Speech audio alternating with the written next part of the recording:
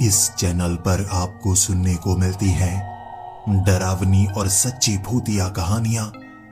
अगर आपको ऐसी ही वीडियोस देखना पसंद है तो हमारे इस चैनल को सब्सक्राइब करना ना भूलें।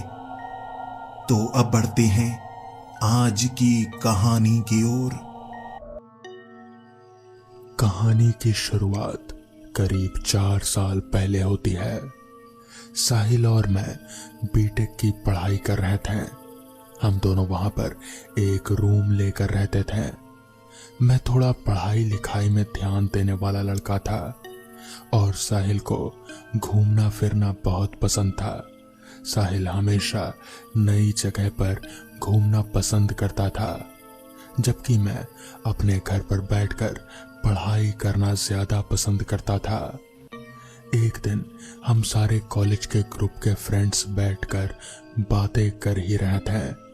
तभी हमारे एक दोस्त अनिल ने हमें बताया, अरे तुम जानते हो क्या, अस्पताल के बगल वाले शमशान में क्या हुआ है? साहिल ने हैरान भरे अंदाज में पूछा, नहीं क्या हुआ है बता तो अनिल बोला, अरे वहां पर रात को लोग किसी को जलाने के लिए गए थे। उन्होंने बताया कि वहां पर उन्होंने किसी साए को देखा और फिर बड़ी अजीब अजीब सी आवाजें सुनी। वो लोग एकदम डरे हुए थे और फिर बॉडी को बहुत मुश्किल से ही वो लोग जलाकर तुरंत वहां से निकल गए। अनिल ने आगे जारी रखते हुए बताया कि किसी तरीके से कल रात वो और उसके दोस्त भी वहां पर गए थे, लेकिन उन्हें वहां पर कुछ भी अजीब महसूस नहीं हुआ, जिसकी वजह से वो वापस लौट आए। उसने बताया, हम सब ने वहां पर कुछ महसूस तो नहीं किया, मगर आवाजें बड़ी अजीब सी आ रहे थे। अब सच कहूं तो हमें भी थोड़ा डर तो लग ही रहा था, इसलिए हम लोग वहां से वापस आ गए। बस फिर क्या था, उसके बाद तो साहिल के दिमाग में बस उसी जगह की बातें घूमने लगी। जब हम लोग अपने रूम पर वापस आए तब साहिल ने मुझसे कहा, चलना आदित्य, आज हम लोग भी उसी शमशान में चलते हैं, देख कर आते हैं कौन सा नया भूत आया है इस शमशान में। और वो जोर से हंस दिया, लेकिन मैं अंदर ही अंदर परेशान हो गया, क्योंकि मैं जानता था कि एक बार साहिल ने अपने हाथ में कोई काम ले लिया तो पूरा किए बिना वो दम नहीं लेगा। मैंने उसको समझाया, भाई देख, वहां जाने का क्या फायदा होगा, हमारे एग्जाम भी आने वाले अगले हफ्ते से। तू आराम से यहाँ बैठकर पढ़, मैं तुझे केमिस्ट्री पढ़ा देता हूँ, वैसे भी तेरी केमिस्ट्री वीक है। उसने मुझसे बोला, मुझे मालूम था तू यही सब बहाने बनाएगा। तू इतना फट्टू क्यों है यार, तू मेरा दोस्त होकर भी फट्टू है। उसने और भी 2-4 मुझे ऐसी ही बातें बोली, जिससे कि मेरे आत्मसम्मान में ठेस लग गई। मैंने भी उसको बोल दिया, चल ठीक है, चल दूंगा तेरे साथ, मैं कोई भूत वूत से डरता नहीं हूं। वो भी जोर से हंसा और बोला, ये हुई ना बात, चल आज रात का खाना मैं तुझे खिलाऊंगा। और हम लोग पास ही में एक ढाबे पर गए। हम हमेशा उसी ढाबे पर जाते थे। वहां उसने बताया कि उसको इन सब चीजों में विश्वास कैसे हुआ। हालांकि इन सब बातों में मैं विश्वास नहीं करता था, लेकिन ना जाने क्यों एक डर सा मुझे लगा ही रहता था। हालांकि उसने मुझे जो कहानी बताई वो भी काफी डरावनी थी।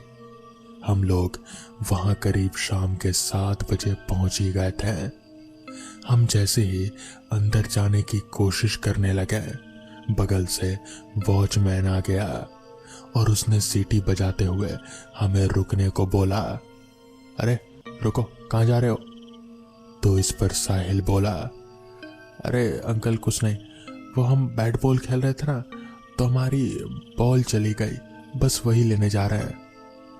तो इस पर वॉचमैन बोला, तो तुम्हारे पास बैट कहाँ है? और यहाँ पर आसपास कोई ग्राउंड कहाँ है जो तुम बैट बॉल खेल रहे थे? देखो झूठ मत बोलो। और चुपचाप यहां से चले जाओ। इस पर साहिल बोला, सर बस हम बॉल लेकर जा रहे हैं, वो गलती से बॉल अंदर चली गई थी, या फिर आप खुद जाकर देख लो ना। जैसे ही साहिल ने ये बात बोली, वॉचमैन को तो जैसे तोते उड़ गए और अब उसके हाव भाव भी बदल गए। उसने हमें डांटते हुए बोला, जाते हो या लगाऊं अभी 2 डंडे। यहां से साहिल भी अब गर्म हो रहा था। मैंने साहिल को शांत किया और उस वॉचमैन से दूर ले गया। साहिल अब जिद पर अड़ गया। उसने बोला, मैं तो जाकर ही रहूंगा, देखता हूं ये वॉचमैन मेरा क्या कर लेगा। मैंने उसको शांत करने के लिए ये बात बोली कि अभी वो वॉचमैन भी थोड़ी ही देर में सोने चला जाएगा, तो क्यों ना हम लोग थोड़ी देर बाद आए, या फिर करीब 12 साढ़े 12 बजे के आसपास आए। साहिल को ये प्लान पसंद आया और उसने बोला, ठीक है, हम रात में 12 बजे आएंगे, क्या बोलता है। मैंने अपना सिर हाँ में हिलाया और फिर साहिल वहां से आगे की ओर बढ़ गया। मैंने अपने सिर पर हाथ रख लिया और मैंने सोचा, अरे यार, मैंने तो अपने ही पैर पर कुदाली मार ली। एक तो शमशान, ऊपर से रात 12 बजे। मेरी मती मारी गई थी जो मैंने साहिल को यह आइडिया बता दिया।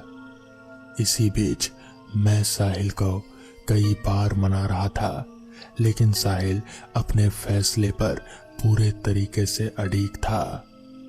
और आखिरकार वो घड़ी आ ही गई जब हमें शमशान के लिए निकलना था। आमतौर पर जहां हम रहते थे वहां पर 12 बजे भी चहल पहल रहती है, लेकिन आज ना जाने क्यों एक अजीब सा सन्नाटा पसरा हुआ था। साहिल ने अपनी साइकिल उठाई और मैं साइकिल के पीछे बैठा और हम दोनों शमशान के लिए चल दिए।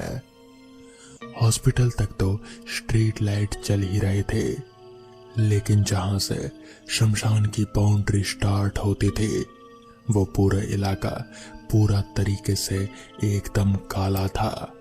वहां एक भी लाइट नहीं थी। हालांकि वो एक मेन रोड था, लेकिन इस वक्त भी वहां पर घोर सन्नाटा फैला था। मैंने इस काली रात को देखते हुए साहिल को एक बार फिर चेताया, भाई देख ले, हम इतना बड़ा काम करने जा रहे हैं, तू रेडी तो है। इस पर साहिल ने जवाब दिया, मैं हमेशा रेडी रहता हूं, तू बता तेरे अंदर क्या चल रहा है। मैंने बोला, देख मुझे डर तो नहीं लगता, मगर मैं अंदर नहीं चल सकता यार। देख मैं बाहर ही खड़ा रहूंगा, अगर कोई आया तो मैं तुझे बता दूंगा। साहिल ने भी हाँ कहा और वो बेचारा शमशान के अंदर चला गया। थोड़ी दूर तक तो मैं उसको देख पा रहा था कि वो अपनी फ्लैशलाइट चलाकर बिल्कुल शमशान के बीचों बीच जा रहा था। थोड़ी देर बाद वो रोशनी भी दिखने गायब थी कि तभी मैंने आवाज सुनी, कोई सीटी बजा रहा था। मैंने अंदर हल्की सी आवाज लगाई, साहिल, साहिल कोई आ गया है, ए साहिल जल्दी बाहर आ। लेकिन अंदर से कोई भी आवाज नहीं आई। मैंने थोड़ा और तेज आवाज में बोला, साहिल, साहिल कहां है तू। मेरी आवाज सुनकर वॉचमैन दौड़कर मेरी तरफ आया। उसने मुझसे बोला, तू यहां पर क्या कर रहा है, तुझे बोला था ना यहां नहीं आने को, समझ में नहीं आता क्या। मेरे मुंह से कोई आवाज नहीं निकली। उस वॉचमैन ने मेरी तरफ निगाह डालते हुए कहा, अरे तुम इतने डरे हुए क्यों हो, बताओ क्या हुआ। तुम तो ऐसे डरे हो मानो कोई भूत देख लिया हो। मैंने डरते हुए बोला, मैंने भूत तो नहीं देखा, लेकिन वो भूत देखने गया है। उसने हैरानी भरी निगाह से मेरी तरफ देखा और फिर कहा, भूत देखने गया है मतलब कौन गया है अंदर, कहां गया है। मैंने डरकर सारी कहानी उस वॉचमैन को बता दी। तो इस पर वॉचमैन बोला, अरे यार, तुम्हारी मत मारी गई थी क्या? तुम ऐसी जगह पर आते ही क्यों हो? ये कोई पिकनिक मनाने की जगह है क्या? जब देखा यहाँ पर आ गए मुंह उठाकर। तुम लोग बड़े बेवकूफ हो यार। कल भी तुम्हारे जैसे ही कुछ लड़के आए थे, मैंने उन्हें देखा और डांट कर भगा दिया। वो लोग तो अंदर जाने की हिम्मत भी नहीं कर रहे थे।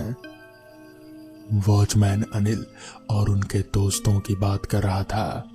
वॉचमैन ने बोला, तेरा दोस्त कहाँ है? उसको आवाज लगा। मैंने जोर से आवाज लगाई, साहिल, साहिल कहां पर है? जल्दी बाहर आ। लेकिन अंदर से कोई भी जवाब नहीं आया। मैं पूरी तरीके से डर गया था। मुझे पता नहीं था कि साहिल के साथ क्या हो गया है। मैंने कई बार साहिल को पुकारा, लेकिन सन्नाटा पूरी तरह से कायम था। वॉचमैन भी मेरे साथ साथ साहिल को आवाज लगा रहा था। मैं पूरा पसीने में भीग चुका था। मुझे अपने ऊपर शर्मिंदगी महसूस हो रहे थे कि मैं कैसा दोस्त हूं। अपने दोस्त को अकेले ही शमशान में छोड़ दिया। मैं दोस्ती के नाम पर कलंक हूं। मैंने दोस्ती का फर्ज नहीं निभाया। मैं तो डरा हुआ ही था। वॉचमैन की भी सिट्टी पिट्टी गुल थी। हिम्मत करके मैंने वॉचमैन को बोला, अंकल चलो ना, हम चलकर देखते हैं कि क्या हुआ है साहिल के साथ। वॉचमैन ने मेरी तरफ बड़ी हैरान भरी निगाहों से देखा और मुझसे बोला, तुम पागल हो क्या? तुम अंदर जाना चाहते हो? तुम जानते नहीं इस शमशान के बारे में कितनी अफवाहें हैं। यहां जो भी रात में गया वो कभी वापस नहीं लौटा। इस पर मैंने कहा, पर अंकल, मेरा दोस्त अंदर है, मैं उसे ऐसे नहीं छोड़ सकता। मैं जा रहा हूं, बस आप मुझे अपनी टॉर्च दे दीजिए। इस पर वॉचमैन ने मेरी ओर बड़ी हैरान भरी निगाहों से देखा और फिर थोड़ी देर कुछ सोचने के बाद बोला, तुम बच्चे लोग यार बड़े बेवकूफ हो। यहां आ जाते हो, बताओ ये पिकनिक की जगह है। चलो मैं भी तुम्हारे साथ ही चलता हूं। जिसके बाद मैं और वॉचमैन हम दोनों शमशान के अंदर दाखिल हुए। शमशान के अंदर पूरा तरीके से अंधेरा पसरा हुआ था। अंधेरे के अलावा और कुछ भी नहीं था। आसपास बड़े ही जंगल झाड़ थे। मुझे कहीं पर भी आसपास साहिल नजर नहीं आ रहा था। हम लोग आगे बढ़ने लगे। शमशान में बहुत ही अजीब अजीब तरीके की आवाजें आ रही थी। कभी कभी तो ऐसा महसूस हो रहा था कि जैसे कोई औरत रो रही हो। मेरा तो पूरा रोम रोम कांप रहा था। वॉचमैन के भी हाथ थर थर कर रहे थे। हम लोग किसी तरह चलते चलते शमशान के बीचों बीच पहुंचे तो वहीं पर मुझे पास ही में एक टॉर्च पड़ी हुई दिखी जो कि जल रही थी। शायद यही साहिल की टॉर्च थी। हम लोग भागकर उस टॉर्च के पास गए तो पाया कि साहिल वहीं बगल में ही बेहोश पड़ा हुआ है। हम लोगों ने किसी तरह साहिल को उठाया और फिर उसे होश में लाने की कोशिश करने लगे। हम लोग अभी ये सब कर ही रहे थे कि तभी अचानक ही वो जो औरत के रोने की आवाज थी वो एकदम से तेज होने लगी और फिर हमें ऐसा महसूस होने लगा कि जैसे पास के झाड़ियों में कोई खड़ा है और वहां से घूर घूर कर हमें ही देख रहा है। वॉचमैन ने मेरी तरफ देखा और इशारे में कुछ कहा। मैं समझ गया कि वो मुझे क्या बताना चाह रहा है। हम दोनों ने साहिल को किसी तरह उठाया और फिर भागते भागते हम लोग शमशान से बाहर निकले। बाहर निकलकर वॉचमैन ने अपना पानी का बोतल लाया और साहिल के चेहरे पर मारा तो फिर साहिल होश में आया। होश में आने पर वो पूरी तरीके से डरा हुआ था। उसने जो घटना बताई वो सुनकर मेरे और वॉचमैन हम दोनों की रूह कांप गई। दरअसल उसने बताया कि वो शमशान में सीटी बजाते हुए आराम आराम से जा रहा था और वो मन ही मन भूतों का मजाक उड़ा रहा था कि तभी अचानक ही उसके सामने एक बहुत ही भयानक सी दिखने वाली औरत आ खड़ी हुई। उसका चेहरा पूरा जला हुआ था, आधे चेहरे पर हड्डियां नजर आ रहे थे। साहिल इतना डर गया कि वो वहीं पर गिरकर बेहोश हो गया। उस दिन के बाद से साहिल का घूमने फिरने का शौक छूट गया। तो दोस्तों, ये थी आज की पहली कहानी। तो चलिए बढ़ते हैं आज की दूसरी कहानी की ओर। सोनू को इस नए काम में जुड़े हुए ज्यादा वक्त नहीं हुआ था। यही कोई 2-4 दिन ही बीते होंगे। काम था पहरेदारी का। पहरेदारी किसकी? तो कब्रिस्तान की। कब्रिस्तान, जी हाँ, सही सुना आपने। सोनू अपने मन ही मन में बड़बड़ाता हुआ बाहर कुर्सी पर बैठा था। ये कब्रिस्तान की पहरेदारी का क्या चक्कर है यार? कब्रिस्तान का भी कोई पहरेदारी करता है? यहाँ क्या चुराएगा कोई? कुछ है ही नहीं चुराने को। मुझे क्या, मुझे तो बस पैसों से मतलब है भाई। पैसे मिल गए, मेरा काम हुआ, मैं निकला अपने रास्ते, बाकी तुम लोग अपना समझो। और सोनू ये सब बड़बड़ाते हुए अपनी नजर इधर उधर घुमाए जा रहा था। उसे ये काम बड़ा बोरिंग भी लगता था क्योंकि वहां आसपास कोई और इंसान दूर दूर तक वहां कोई था ही नहीं जिससे सोनू बात तो दूर देख भी सके। वो अकेला बैठा वहां ऊब रहा था, मगर कर भी क्या सकते हैं, उसे पैसों की सख्त जरूरत जो थी, इसलिए वो ये काम के लिए राजी हो गया। सोनू डरपोक नहीं था। वो भूत प्रेत ऐसी बातों पर विश्वास ही नहीं करता था, इसलिए डर का तो कोई सवाल ही पैदा नहीं होता। वो बस ऊब रहा था। अभी सोनू कुर्सी पर बैठा इधर उधर अपनी नजरें घुमा ही रहा था कि तभी अचानक कब्रिस्तान के अंदर से उसे जैसे एक खटपट की आवाज सी आई। वो उठकर खड़ा हो गया और सोचने लगा कि आखिर इस वक्त कब्रिस्तान में कौन होगा। उसे ये कहा गया था कि इस कब्रिस्तान में लाशें चोरी होती हैं। इसलिए सोनू अपने जेब से टॉर्च निकाला और कब्रिस्तान का गेट खोल कब्रिस्तान के अंदर की तरफ जाने लगा। कब्रिस्तान के अंदर पूरा अंधेरा छाया हुआ था। कहीं भी रोशनी का कोई जरिया नहीं था। उस रात आसमान पर चांद भी नहीं था क्योंकि वो अमावस की रात थी। सोनू की छोटी सी बैटरी टॉर्च उसे ज्यादा कुछ दिखा नहीं पा रहे थे, मगर जितना भी दिख रहा था उससे तो यही समझ में आ रहा था कि कब्रिस्तान के अंदर अभी कोई नहीं है सिवाय सोनू के। सोनू आगे बढ़ ही रहा था कि तभी फिर से उसे वही खटपट की आवाज सुनाई दी। वो उस आवाज की ओर बढ़ने लगा। जैसे जैसे वो उस आवाज की ओर बढ़ रहा था, वैसे वैसे वो आवाज और भी तेज होती जा रहे थे। उसे समझ नहीं आ रहा था कि आखिर ये आवाज है किस चीज की। इतनी रात गए एक क्रिश्चियन कब्रिस्तान में एक अकेला आदमी, ऊपर से एक आवाज। कोई भी होता तो डर जाता, मगर सोनू वो बहुत ही हिम्मत वाला आदमी था। वो आगे बढ़ता रहा और बस बढ़ता रहा। कब्रिस्तान जितना बड़ा बाहर से दिखता था, अंदर से उससे कई ज्यादा बड़ा था। कई सारी कब्रें थी वहां पर। वो आगे बढ़ता रहा और उस आवाज के करीब जाने की कोशिश करता रहा, लेकिन ऐसा लग रहा था जैसे जैसे वो उस आवाज के करीब जा रहा है, वैसे वैसे वो आवाज उससे और दूर होती जा रही है। मगर सोनू ने भी हार नहीं मानी। वो आगे चलता रहा। चलते चलते आखिरकार वो आवाज उसके करीब आ ही गई, यानी कि वो उस आवाज के पास पहुंच ही गया। वो आवाज एक कब्र के पास से आ रही थी। एक कब्र, जी हाँ, ऐसा लग रहा था जैसे उस कब्र के अंदर से कोई कुछ बोलने की कोशिश कर रहा था। अब सोनू को डर लगने लगा। भले कितना ही वो बहादुर था, मगर एक कब्र के अंदर से आवाज, ये उसने कभी नहीं सोचा था। तो वो बहुत ज्यादा डरने लगा था।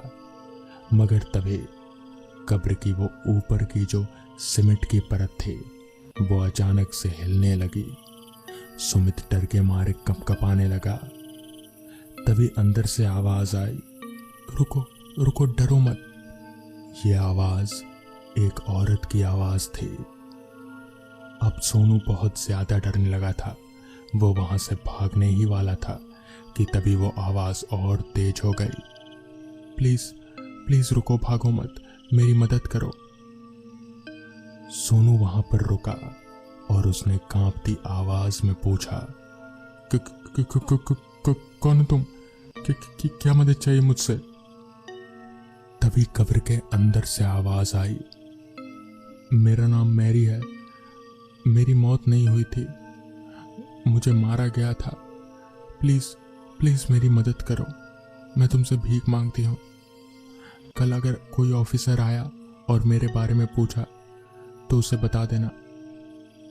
वो मेरे पति हैं, वो शहर से बाहर गए थे तो उनके आए बगैर ही मुझे दफना दिया गया। बस तुम उन्हें इतना बता देना कि मेरी मौत नहीं हुई थी, मुझे मारा गया था। बाकी वो सारा कुछ देख लेंगे, बस मेरा ये काम कर दो। और फिर वो आवाज कहीं हवा में लुप्त सी हो गई। सोनू डरते डरते वापस कब्रिस्तान के बाहर आकर बैठ गया। उसे समझ नहीं आया था कि अभी अभी जो कुछ हुआ क्या वो सच था या फिर बस एक सपना। खैर, अगली सुबह एक पुलिस ऑफिसर वहां पर उस कब्र के ऊपर फूल रखने आया था। सोनू ने उस ऑफिसर से बात की और उन्हें सारा माजरा बता दिया, जिसके बाद वो ऑफिसर वहां से चले गए। कुछ दिनों बाद पता चला कि उस ऑफिसर ने जांच पड़ताल की और जिससे ये निष्कर्ष निकला कि मैरी की मौत नहीं हुई थी बल्कि उसका कत्ल हुआ था, और उसका कत्ल किसी और ने नहीं बल्कि उसके पड़ोसी ने किया था। और इस तरह से सोनू ने एक भूत को इंसाफ दिलाया। तो दोस्तों, ये थी आज की कहानी। अगर आपको ये कहानियाँ पसंद आई हो तो वीडियो को लाइक और चैनल को सब्सक्राइब करना ना भूलें।